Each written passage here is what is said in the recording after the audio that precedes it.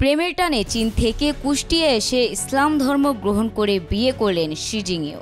ভালোবাসার শক্তি অনেক সময় সব সীমান্ত পেরিয়ে যায়। প্রেমের টানে হাজার মাইলের দূরত্বও পার করা যায়। সেই ঘটনা ঘটেছে কুষ্টিয়ায়। ফেসবুকের শুরু হওয়া প্রেমের সম্পর্কে বাধা পড়তে সুদূর চীন থেকে বাংলাদেশে ছুটে এসেছেন শি জিংইউ নামের এক যুবক। প্রেমিকার প্রতি টানেই তিনি শুধু আসেননি, ইসলাম ধর্ম গ্রহণ করে নতুন নাম নিয়েছেন সোহান আহমেদ। গত শনিবার 23 আগস্ট দিবাগত রাত 3টায় ঢাকায় পৌঁছান শি জিংইউ। সেখান থেকে রোববার সকালে কুষ্টিয়া সদর উপজেলার খাজানগরে প্রেমিকা বৃষ্টির বাড়িতে যান তিনি।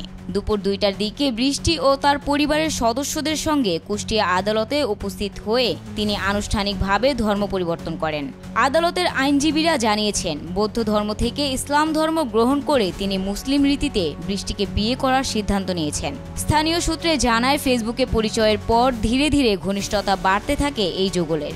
অবশেষে একে অপরকে জীবনসঙ্গী করার সিদ্ধান্ত নেন তারা।